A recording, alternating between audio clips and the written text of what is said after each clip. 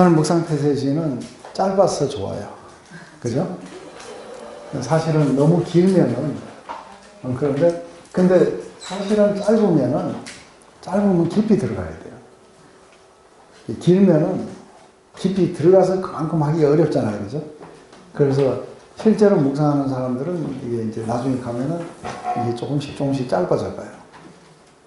그래서 짧더라도 그 안에 있는 내용들을 가지고 그게 오늘도 그 이야기를 하겠지만, 처음에 이 하는 방법은 조금 힘이 들어요.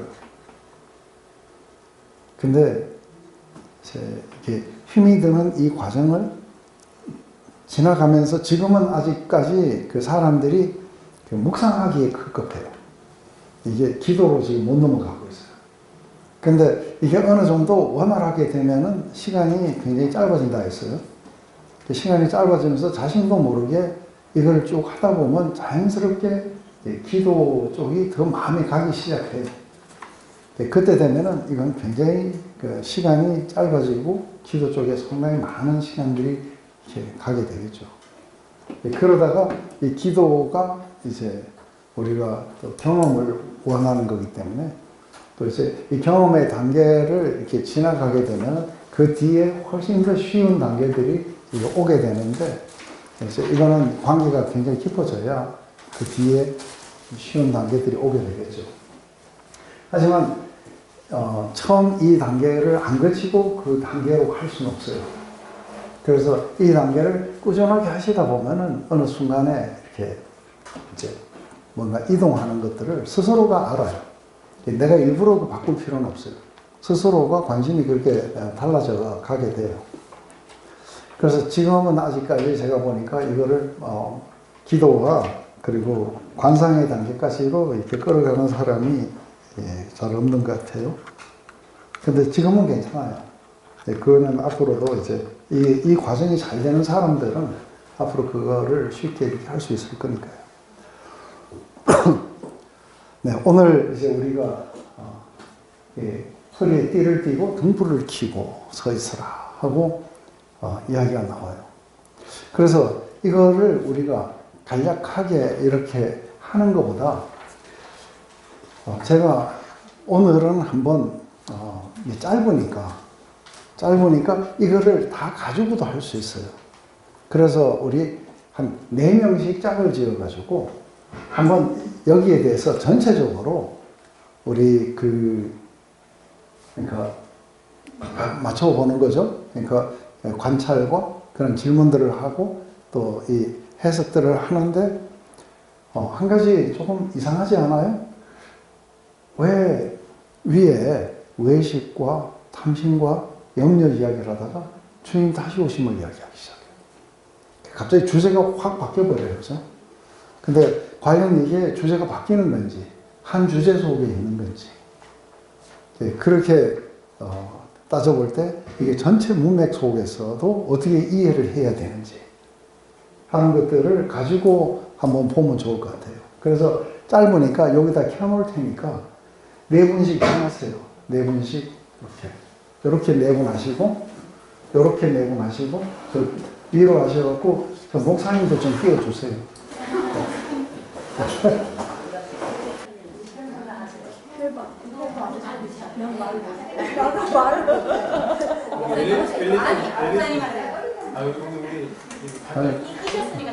그럼 오늘 여기서 배운 거 이야기하세요.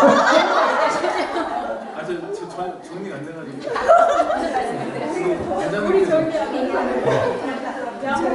명령. 저희는 허리에 띠를 띠고 등불을 켜놓고 있거나 어떻게 주인이 혼인 전체에 들어와 문을 두드릴 때 곧 열어주고 대기하고 있는 사람들과 같이 주인이 왔을 때 그렇게 되어있는 것을 보면 종들이 거기 있다고 얘기한다. 주인이 깨어있는 종들을 식탁에 앉히고 같이 와서 시중을 들고 지금 이건 녹화하고 있는 거예요? 근데 왔다 갔다 해갖고 아주 그냥 방해하는 사람으로 영원히 끝나. 유튜브에 찍히면 이제 다. 주인이 밤중이나 새벽에 오더라도 깨어있는 종들을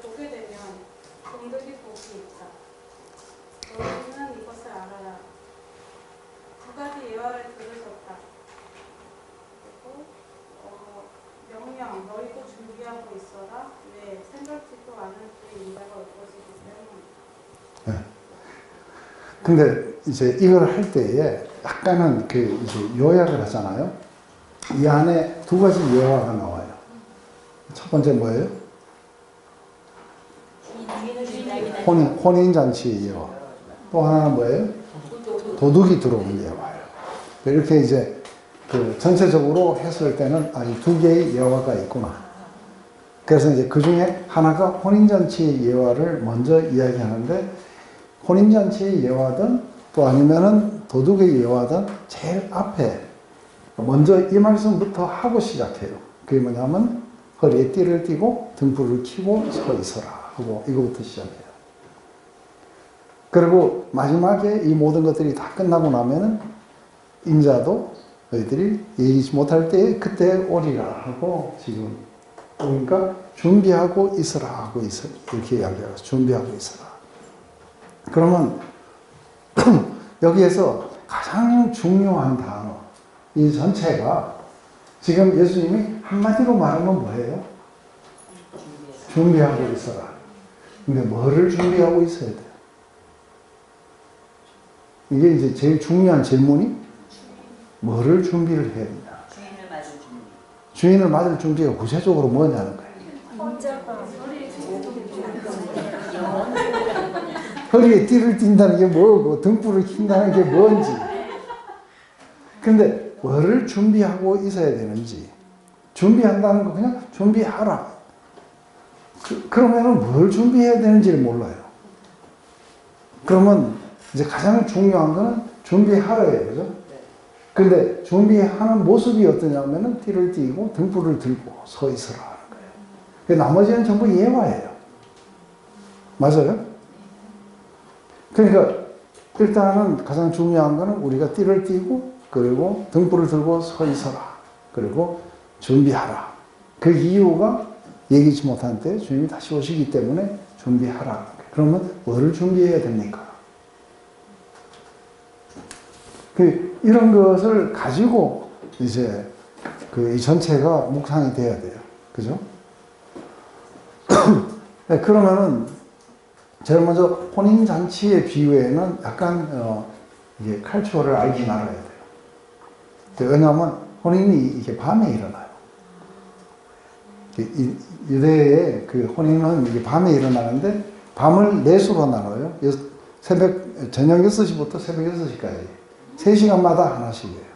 1경이 6시부터 9시고 2경이 9시부터 12시, 3경이 12시부터 3시. 그래서 누구예요? 베드로와 이 사람들이 풍랑위를 막 그것 때문에 고생하고 이럴 때에 4경에 이르러 그래요. 그거는 새벽 3시부터 6시까지예요. 가장 밤새껏 고생했다는 이야기를 나타내서 4경에 이르러 그래요. 그래서 이러한 것들은 이제 그냥 알면 되는데, 우리 아까 영실 자매님이 이야기하시는 것처럼 굳이 그거 몰라도 그냥 늦었나 보다. 네, 그렇게 하지 그걸 찾아보려고 막 노력할 필요는 없어요. 근데 사실은 이제 혼인을 공부하면은 예수님이 다시 오심과 이런 것과 너무너무 똑같아요. 유대의 혼인잔치의 비유나 이거는 너무 똑같아요. 그래서 일단은 이렇게 신부가 결정이 되면은 한 1년 내지 2년 정도의 구애 기간을 가지고, 그때 당시에는 이제 신랑이 신부를 못 봐요. 못 보는 기간 동안 뭐 해야 되냐면 신랑은 신부가 같이 살 집을 마련해야 돼요. 예수님이 가시면서 그래요. 내가 우리 아버지 집에 거할 곳이 많다. 그래서 내가 가서 그것을 마련하거든 다시 오마. 이게 똑같아요. 그래서 집을 다 짓고 나면은 이게 오는데 언제 아내를 데리고 올지를 누가 정하냐면 아버지가 정해요. 신부 아버지요? 신부, 아니, 신랑 아버지. 그래서 때와 시기는 아버지께만 속해. 미안해요.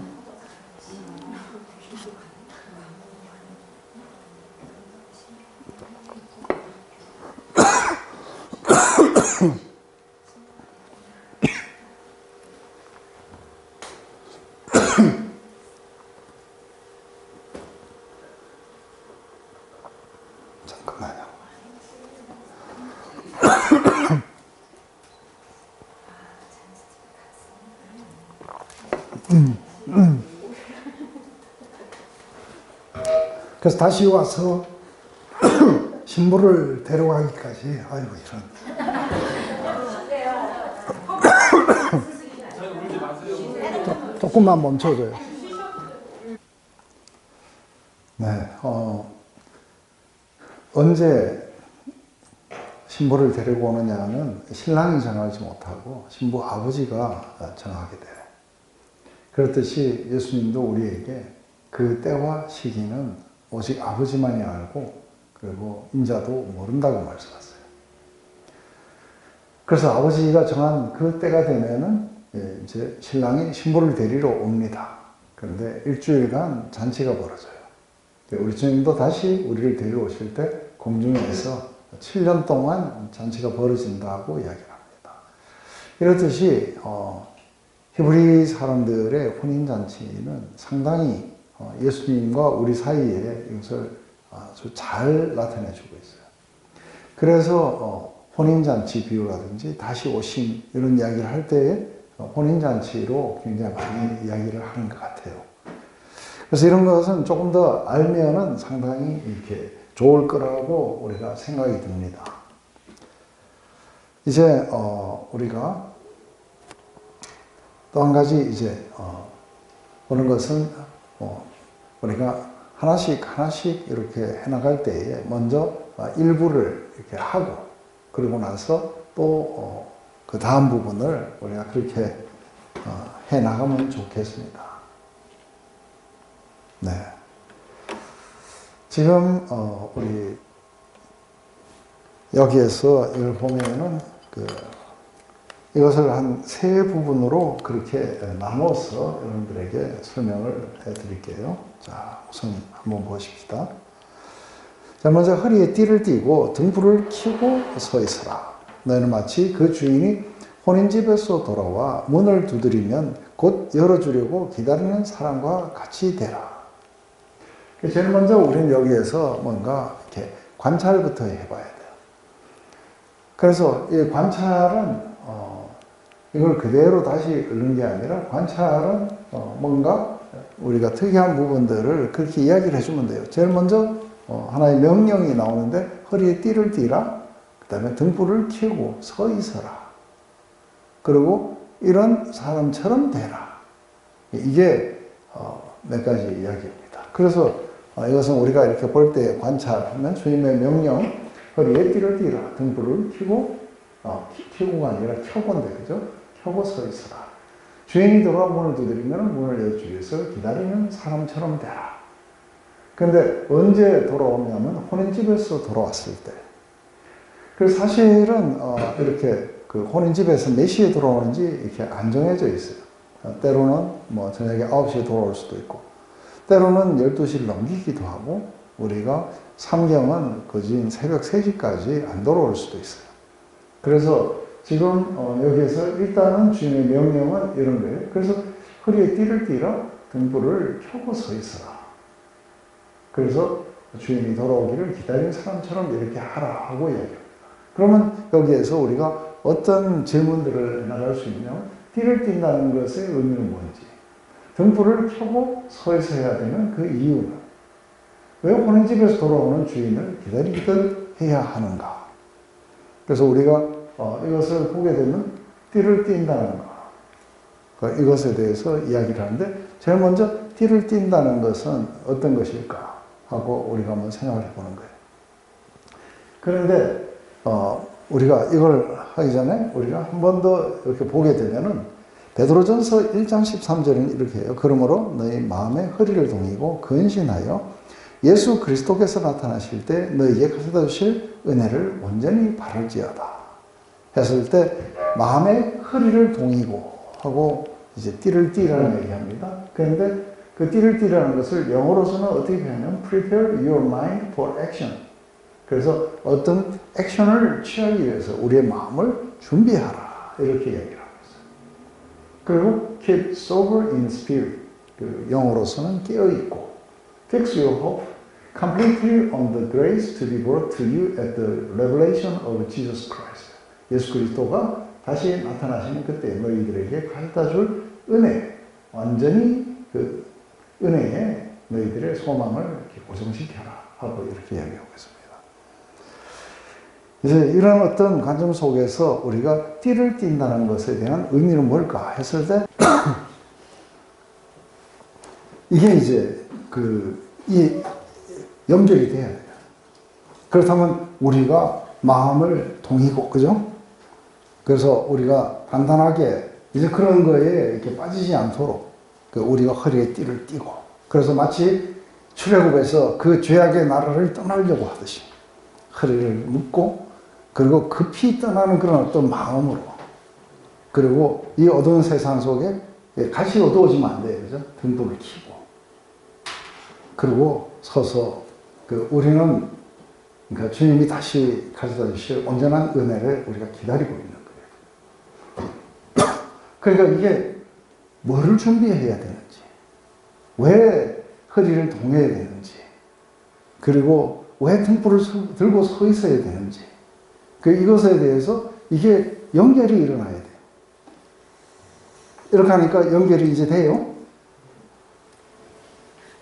뭐 왜요? 또 망했구나 또 이런 얘기 하지 마시고 연결이 돼야 돼요. 그러다 보면 이제 뭐에 대해서 나오는 거예요? 이제 우리가 혼인잔치가 어떤 것인지에 대해서 이게 나오기 시작해요. 그러면 혼인잔치의 비유를 우리가 한번 혼인잔치에서 돌아와서 주인을 맞이하는 사람처럼 그래요. 그래서 사실은 이게 혼인잔치에 돌아오는 주인이 몇 시에 돌아온다는 기약이 없어요. 기약이 없으니까 뭐 한 9시쯤 돌아오시지 않겠는가 했는데 안 돌아오시면 그때부터 오늘은 안 오실래나? 하고 이제 이렇게 마음이 바뀌게 돼요.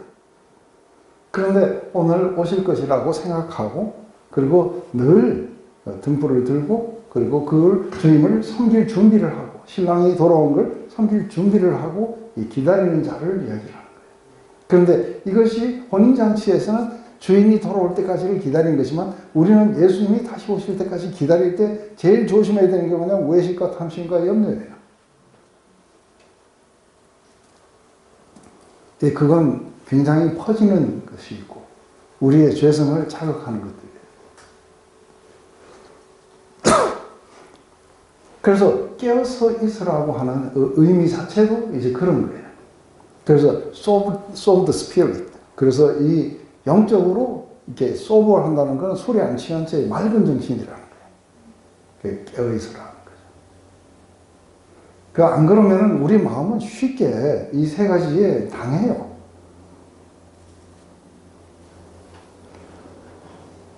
이런 의미 속에서 준비가 되셨어요? 네? 네. 되셨다고 지금 이야기하십니다. 준비가 되셨어요? 네, 되셨다고 하네요.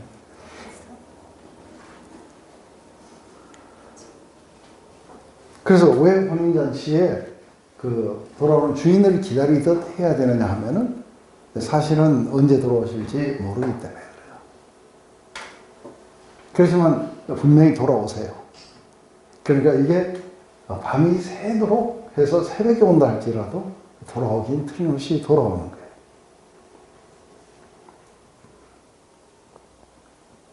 자, 주인이 와서 깨어있는 것을 보면 그 종들은 복이 있다. 근데 똑같이 2경, 3경에 새벽 3시 안에도 오신다는 거죠. 그래도 이르러 종이 같이 하는 것을 보면 그 종들은 복이 있다. 그래서 지금 여기에서 우리가 뭘로 볼 수 있어요? 주님이 깨어있는 자들은 복이 있다 하고 이야기를 해요. 그래서 관찰, 주인이 와서 종 깨어있는 것을 보면 그 종이 복이 있다 하신다. 그 이유는 주인이 띠를 띠고 종들을 얹히고 수종을 드시기 때문이다. 덧붙여서 2경, 3경에도 깨어있는 종들은 복이 있다고 말씀하신다. 그렇게 하고 나면은 종이 깨어있는 것이 복된 이유가 뭐냐? 왜 주인이 띠를 띠고 종들을 섬기게 되는가? 이것은 뭘 의미하는가? 2경, 3경에도 깨어있다는 걸 뭘 의미하는가? 왜 이것이 복되는 것이냐? 처음 예수님이 이 말씀하시고 나서 그 초대교회 사람들은 자기 시대에 예수님이 오실 줄 알았어요. 그 다음 세대는 그 다음 세대가 또 그럴 줄 알았어요. 그리고 1990년대에는 10월 28일 날 오시는 그러다가 이제 5월 며칠로 바뀌고 뭐 이랬는데 이게 지금 계속해서 이렇게 안 오시는 거예요. 그러니까 베드로서에 보면은 주님이 오신다는 것이 사실이냐는 거예요. 네, 그러면서 사람들 안에는 점차적으로 뭐예요? 그냥 주님이 다시 오시니 가짜 같은 거예요. 자기 시대에는 일어나지 않을 거라고 생각하는 거예요. 근데 이 생각이 뭐를 가져가게 되냐면 지금 혼인잔치에서 이렇게 종들이 기다리는 것은 주인을 갖다가 사랑하고 섬기기 위해서 했던 거예요. 근데 이 뒤에 도둑이 뚫는다고 하는 이야기는 상당히 또 사뭇 다른 이야기예요. 그죠? 그래서 사실은 모든 세대들이 뒤로 갈수록 2000년 전에 오신다고 했는데 아직도 안 오신다는 거예요. 그러니까 앞으로 몇천 년이 더 지나갈지도 모르겠다. 그러니 우리 시대는 안 오실 것이다. 그런데 또 한쪽이 극단은 뭐예요? 5월 8일 날 오신다는 거예요. 그러면서 이제 안 오시면 또 다음 10월 28일 또 하는 거예요. 이러면서 아주 자기 시대에 오실 거라고 그렇게 막 이야기하는 사람들, 또 우리 시대에는 안 올 거라고 하는 것.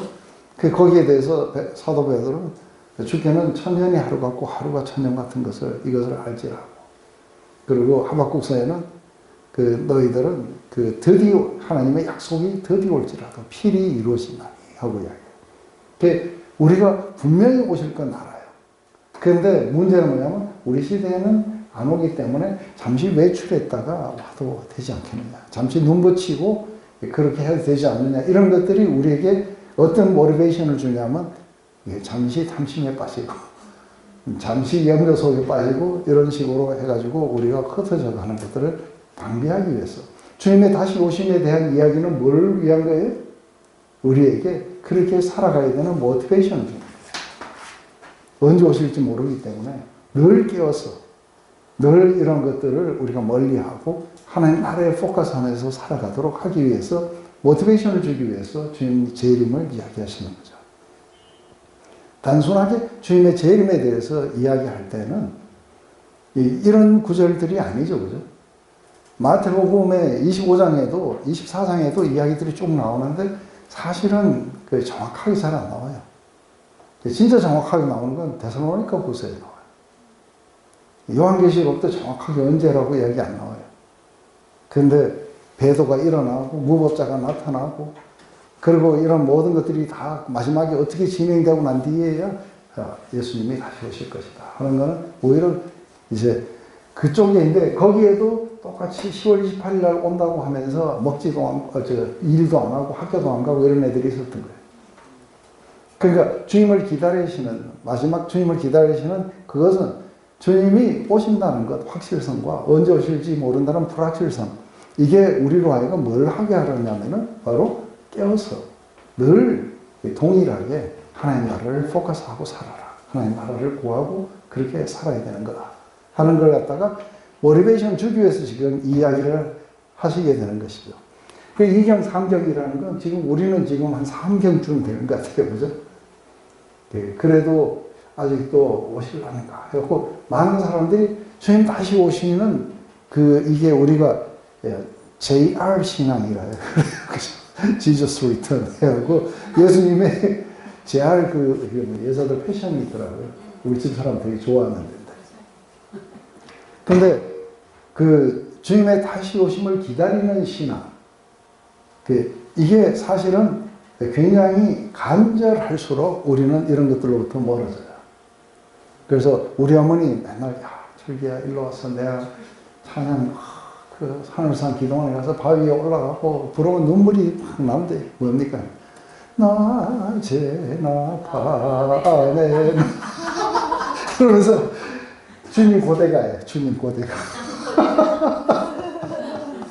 아시네요.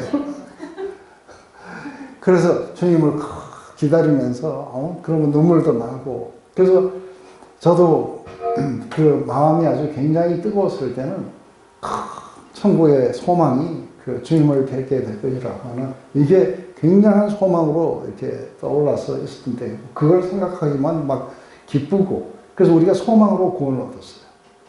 그런데 시간이 조금씩 지나가가지고 이런 소망들이 희미해지면 어떻게 돼요? 슬그머니 탐심이 생겨요. 그래서 염려가 나를 지배하기 시작하고, 그러면서도 벌써 믿은 지 30 몇 년이 돼버려가지고 사람들한테 민낯을 보이기가 뭐하잖아요. 그냥 또 카레해야 돼. 그러면서 점점 이제 이상한 쪽으로 가게 되는 거죠. 근데 이것이 복이 되다는 것은 뭐냐면 이 뒤에 그렇게 했을 때 주님으로부터 오는 이게 그 보상이 상당히 크다고 하는 얘기예요. 그 보상은 오히려 거꾸로 주님이 우리를 섬겨주시는 거예요. 그래서 하나님 나라 안에 이게 우리가 생각할 때 하나님 나라 안에 누가 제일 높은 자예요? 섬기는 자예요. 그러면 누가 가장 많이 섬기겠어요? 주님이 우리를 섬기시는 거예요. 그래서 사실은 이게 이런 주님을 고대하고 이러는 사람들은 우리가 거기에 갔을 때에 주님이 다시 오실 때만 섬기는 게 아니라 사실은 이 땅에 있을 때도 주님이 계속해서 섬겨주실 거예요. 그래서 내가 주님을 섬기는 것, 그거보다 훨씬 더 중요한 것은 주님이 나를 섬겨주시는 거예요. 이게 이제 이 사람들에게 복이 되는 것이죠. 그래서 하나님 나라를 구하고 하나님 나라 안에 있는 것들을 구하고 예수님의 나의 보물이면, 그러면 예수님에게 우리는 누구냐 했을 때 너무나도 소중하고 그리고 섬겨야 되는 존재들로 우리가 전부 이렇게 바뀌게 될 거라고 하는 거죠.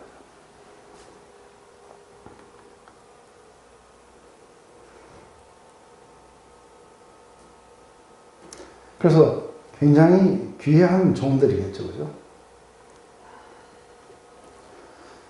자, 너희도 아는 바니, 이제 다 안다고 이야기하는 거예요. 집주인이 만일 도둑이 어느 때 이럴 줄 알았다면 그 집을 뚫지 못하게 하였으리라. 그러므로 너희가 준비하고 있으라. 생각지 않은 때 인자가 오리라. 뚫다. 그래서 영어도 break in이에요. 도둑이 와서 들어온 걸 갖다가 break in 그래요. 그 왜 break in이라는 말이 나올까? 뚫는다는 말이 나올까? 옛날에 도둑들은 오늘날 도둑하고 좀 틀려요. 왜냐하면 오늘날은 집들이 콘크리트를 지어갖고 드릴로 막 뚫어야 돼. 그래서 옛날에는 흙집이에요. 그래서 바삭 말라가지고 이거 뚫는 거 그게 어렵지 않아요. 망치로 몇 번 치면 다 뚫려버려요. 그래서 사실 옛날에 훔쳐갈 때 그렇게 훔쳐갔나 봐요. 아예 담을 무너뜨리고 집을 갖다가 완전히 구멍을 내가지고 많이 훔쳐갔나 봐요. 그래서 뚫는다는 말이 나오고 영어도 브레이크인이라고 이렇게. 그런데 이거는 다 아는 이야기를 했어요. 그럼 도둑이 언제 올지를 알면은 그때에 맞춰서 지키면 되는데 언제 올지 모르면 계속 지켜야 돼요. 그래서 이것도 또 똑같이 뭐예요? 우리가 지속적으로 깨어 있어야 된다는, 준비하고 있어야 된다는 그걸 이야기하는 거죠. 기다리는 이유가 혼인에서 도둑으로 바뀌었다. 제자들도 아는 건 도둑이 언제 들어올지 알면 지킬 수 있다는 것. 하지만 언제인지를 알 수 없다는 말씀입니다. 결론 부분이다. 그러므로 하고 말씀하시는 거예요. 명령은 준비하고 있어라. 그 이유는 생각지 않은 때에 인자가 오기 때문이다. 하고 지금 이렇게 하는 거예요. 그러면 여기에 대한 질문이 있겠죠. 도둑이 언제 올지를 알면 막을 수 있다는 말씀은 무엇을 의미하는가? 그러므로란 하고 이제 그 앞에 거 있겠죠. 준비하고 있으라는 말은 무엇을 준비하라는 말씀인가? 생각지 않은 때란 왜 미리 알려주지 않고 이런 방식으로 오는가? 외식, 탐심, 염려에 대해 말씀하시다. 왜 갑자기 주님의 재림에 대해서 말씀하시는가? 어떤 연관이 있는가? 이렇게 하면 다 연결이 돼요. 그래서 이게 앞뒤 전후가 이게 다 제가 이 이야기들이 3장 9절까지 간다고 그랬어요. 그런데 이쪽에 오면 또 이 이야기로 완전히 다른 이야기로 이렇게 가버릴 수가 있어요. 그래서 지금 이게 계속해서 연결점을 가지고 지금 오고 있다는 거죠. 그래서 주님이 도적같이 오리라 했을 때 이야기는 주님이 도둑처럼 나쁜 마음을 가지고 오신다. 이 이야기는 아니겠죠. 그래서 주님이 도적처럼 오신다는 것은 뭘 의미하는 거예요? 이 방식으로 오시는 이유가 어디냐면은 우리 외식을 막기 위해서예요. 2024년 5월 5일 날 오신다 그러면 지금은 신나게 먹고 놀고 4월 5일 날 회개하고 그리고 한 달을 열심히 열렬히 살면서 이렇게 하다가 맞이하면 돼요. 외식을 막기 위해서 언제 올지 모른다니까 이제 둘로 갈라질 거예요. 하나는 아예 안 오신다 하고 퍼져버리고 글로 가는 사람들. 그래서 뭐 언제 오실지 모르기 때문에 우리는 늘 준비하고 있어야 된다 하고 생각하는 사람들이 있겠죠. 그래서 때와 기한은 이게 아버지에게 속했지 내게 있지 않다. 이게 이제 예수님이 오시는 방식이 이래야 되는 그 이유도 그렇게 언제 올지를 모르기 때문에 항상 깨어 있으라는, 항상 준비하고 있으라는 것이죠. 이게 이제 데살로니가 우리 전서도 주의 날이 밤에 도둑같이 이를 줄을 너희 자신이 자세히 알기 때문이다. 베드로후서 3장 10절도 주의 날이 도둑같이 오리니 그 날에는 하늘이 큰 소리로 떠나가고 이러면서 항상 깨어서 주님을 맞이할 준비를 하라고 하는 게 골로새서 4장의 2절 말씀이나 아니면 요한계시록 16장 51절, 15절. 아까 우리 베드로전서 1장 13절의 말씀처럼 허리를 동이고 우리가 깨어서 늘 그 하나님 가져다 주실 그 은혜를 온전히 바라야 된다.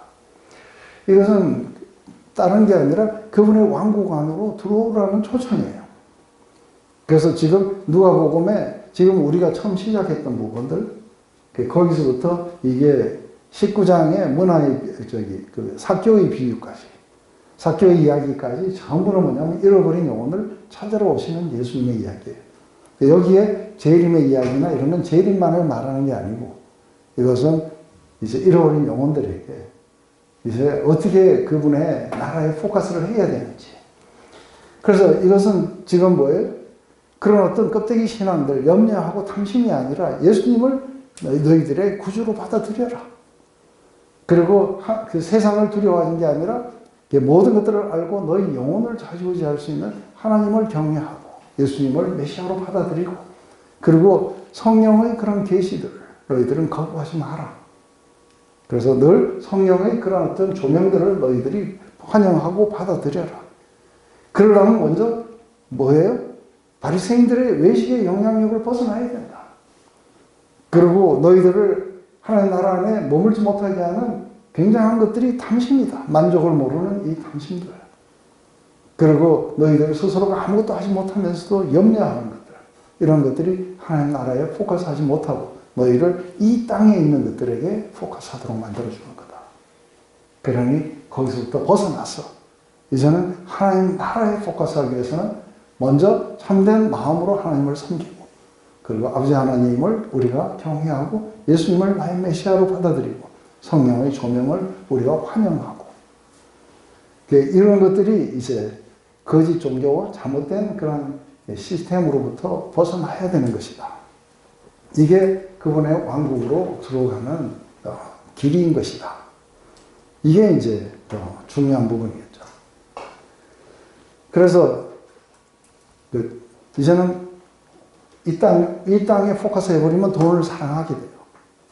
그렇지만 하나님께는 부여하지 못하게 되는 거죠. 이렇게 되면 그 뒤에 오는 결과들은 상당히 비참하게 될 것이라는 거죠.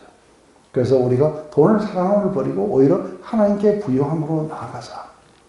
이 세상에 속한 것들을 전부 다 버리고 염려, 걱정, 두려움 이 모든 것들을 다 버리고 그 나라를 구해보자. 이게 이제 주님이 그리로 오는 거예요. 왜냐하면 이게 하나님 나라에 들어가는데 최고의 방해거리이기 때문이다. 그래서 동기부여를 하기 위해서 나는 다시 올 것이다. 내가 와서 그렇게 깨어서 섬기는 자들에게 나는 커다란 보상을 주게 될 것이다. 내가 오히려 종이 돼서 그들을 영원히 섬기게 될 것이다. 그러니 마지막이 언제든지 일어날 수 있다는 것을 실감하고 늘 마음을 동이고 그리고 등불을 들고 그리고 서서 기다리라. 어느 때나 올 수 있다.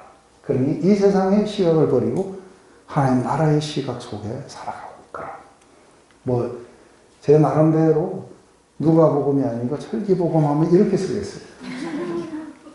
이렇게 하면은 여러분들이 골치 아프게 생각 안 해도 쉽죠. 그죠? 제가 다시 쓸까요? 그래서 이제 이게 이제 이렇게 일어나고 되면 이거를 근데 그동안에 여러분들이 묵상을 계속 해왔기 때문에 이 내용들이 환하죠. 여러분들의 마음 속에, 머리 속에 다 남아있죠. 그죠? 이거를 계속해서 묵상을 한다는 것에 대한 유익이 뭐냐면 우리가 이제는 우리가 그 껍데기 같은 신앙을 온몸으로 거부할 수 있는 힘들이 여기서 생겨나요. 그죠? 그리고 우리가 돈이 필요하지만, 그렇지만 탐심으로 가게 될 때, 또 아니면 돈뿐만이 아니라 여러 가지 우리의 탐심이 있어요. 건강에 대한 탐심이 있을 수도 있고. 그래서 뭔가를 과도하게 원하고 할 때, 이거는 이 땅에 우리의 시선을 고정시키는 것이구나. 그래서 거기서부터 한 발짝 물러나려고 할 것이고, 염려, 걱정, 두려움 이런 거 올 때에 이게 나는 왜 이렇게 염려가 많냐 이게 아니고 이게 상당히 나를 하나님 나라에 못 있게 하는 것들이구나 하는 걸 알고 이게 물리쳐야 되는 상당히 커다란 어떤 적들인 걸 갖다가 여태까지는 그게 적인 줄도 몰랐어. 우리 편인 줄 알았어. 안 그래요? 염려, 걱정, 두려움은 우리 편인 줄 알았어요. 그런데 이게 적들이라는 사실을 보게 되는 거예요. 그러면서 여태까지 외식이 그만큼 나쁜 건지 몰랐어요. 그런데 이제는 심각하게 알아요. 그죠? 탐심도 이렇게 잘못된 길을 우리가 갈 수 있구나 하는 걸 또 알게 되고, 특히 염려, 걱정은 우리 편인 줄 알았더니 이게 나를 엉뚱한 데로 데려가는 것들이었구나. 이 모든 것들을 주님의 다시 오심을 우리가 그 조명하에서 이거를 다시 봐야 되겠다. 다시 우리의 마음을 하나님 나라로 포커스해야 되겠구나. 이제 이걸 가지고 여러분들이 이제 기도하셔야 되는 거예요. 기도하면서 그 안에 하나님은 나를 어떻게 보시는지, 그리고 이걸 통해 가지고 하나님의 아주 강력한 초청을 듣는다든지 뭔가 이런 걸로 인해서 우리 안에 위로함이 일어나고, 이렇게 말씀하시는 하나님을 우리가 예수님을 만나야 돼요. 그죠? 그래서 위로를 얻고 파워풀하게 하나님 나라를 향해 그렇게 걸어갈 수 있게 되겠죠. 그래서 이게 위로가 일어나기 위해서 우리는 기도하고, 그리고 이제 그 하나님을 이제 우리가 함께 이 모든 삶에서 동행하기 시작하는 거죠. 이게 그 방법일 거라 봐요. 우리 잠시 화장실 갔다가 또 하도록 하겠습니다.